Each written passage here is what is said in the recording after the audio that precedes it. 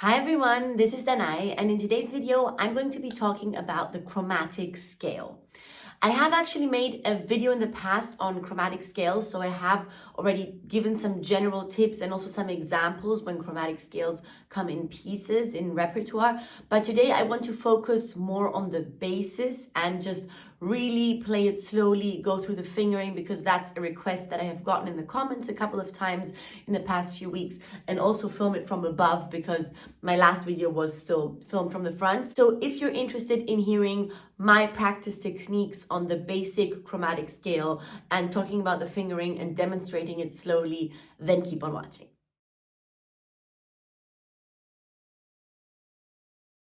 So first of all, I want to mention that the chromatic scale is something that I practice every day. When I do my scales, I play arpeggios, chords, and chromatic scale every day. That way, I find that it really is something that I feel very comfortable with. I can play it whenever. When I wake up in the middle of the night, I could play a chromatic scale. And that way, when it comes up in piano repertoire, I don't feel intimidated by it, but I feel like it's something that is part of my DNA, so to speak. So I would really recommend that when you practice your scales and when you do your warm-up, you also include the chromatic scale, because the chromatic scale is something that comes up very often in piano repertoire. All composers use it, and it's a nice little thing that is incorporated into many piano pieces, so it's worth practicing it daily. I would like to focus on two basic fingerings of the chromatic scale. One, which is probably the most used one, has only these three fingers, 1, 2, 3.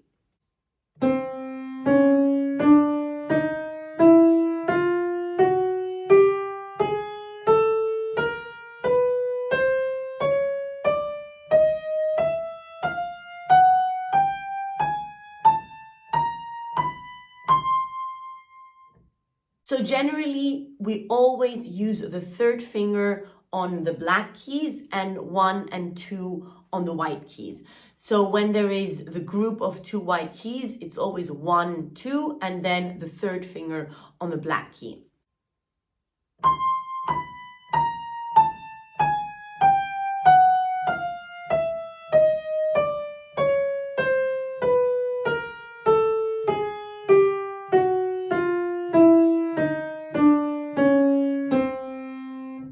Same goes for the left hand, third finger on the black key, and then 1 and 2, or when you go up to 1 on the white keys.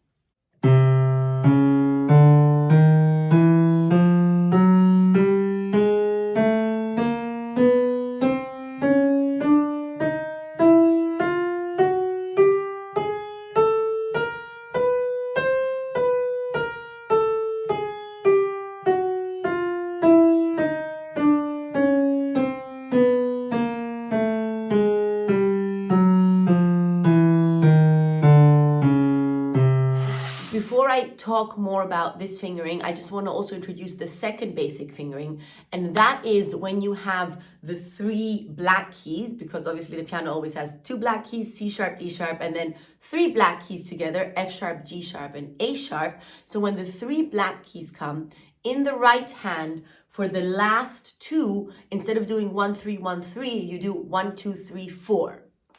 So going upwards, the last two, going downwards, the first two of the three.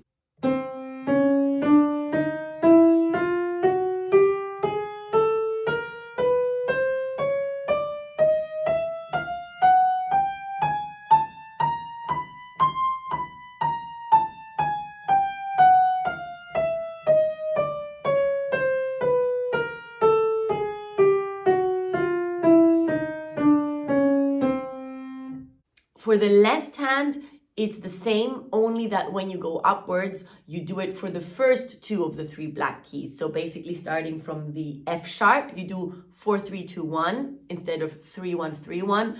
And going down, starting from the A, you do 1, 2, 3, 4 instead of 1, 3, 1, 3.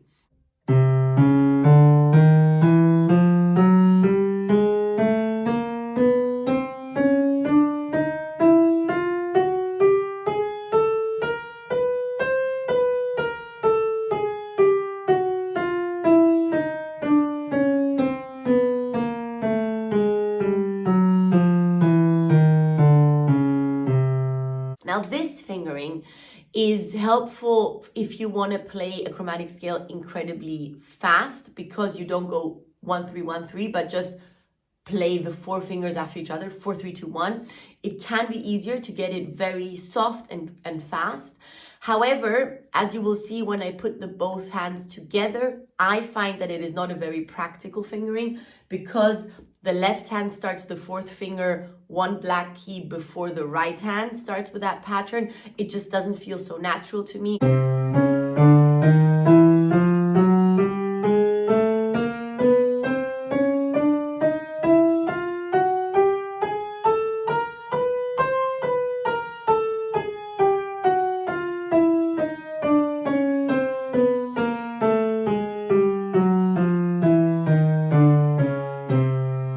I prefer to be able to just use 1 3 1 3 1 3 on the entire group of 3 for the black keys. So when I have parallel chromatic scales, I never opt for that fingering. If it's just in one hand and it fits, I may opt for the fingering where the 4th finger is involved.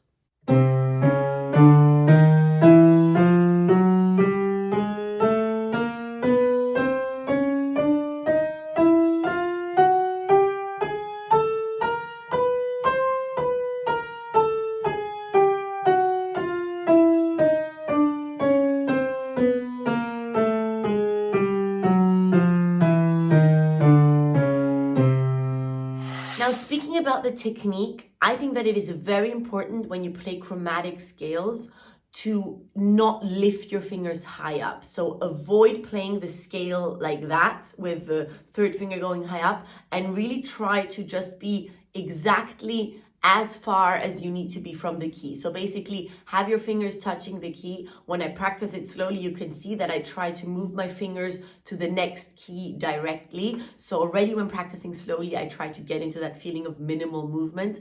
And if you've watched other videos of mine, you know that I'm a very big fan of minimal movement, especially when we're talking about high-speed passages and virtuoso passages.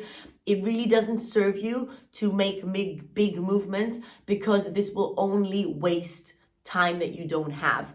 Every unnecessary movement is basically a waste of time, technically speaking. So really try to do the minimal necessary movement.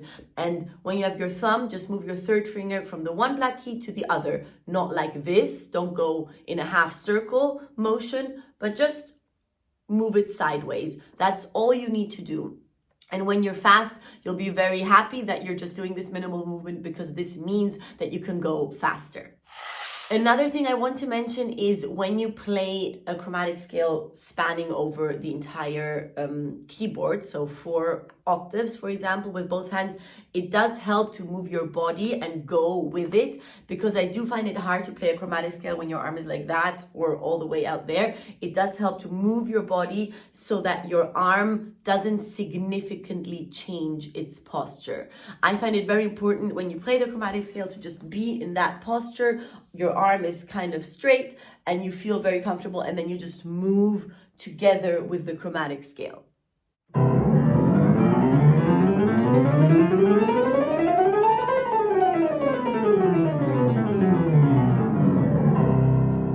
As you can see, when you play through the entire chromatic scale spanning over 4 octaves, one thing that I like to do is I like to secure the moment of return. So going upwards and downwards, I find that that is a tricky moment. So depending on the note that I start on, I have different fingerings for it. If I am on a black key, so for example, I played a chromatic scale from B flat, then I will definitely use the fingering with 3. So I will just stop on that black key. I will not stop. I will arrive on that black key with a 3rd finger and go back down.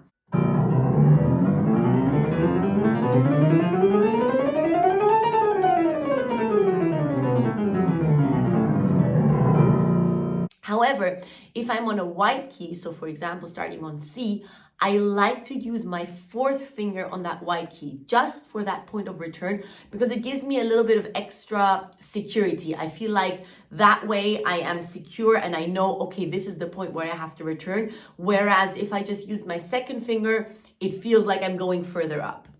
So I use the 4th finger, and that way it kind of gives me a bounce to now go back down.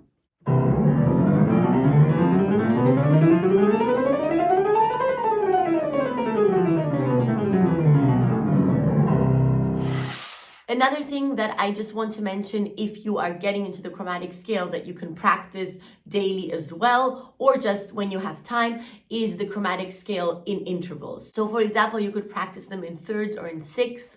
I would say that these are the most common intervals that you'll find chromatic scales written in piano repertoire in general, when they are not written parallel in octaves or just in one hand.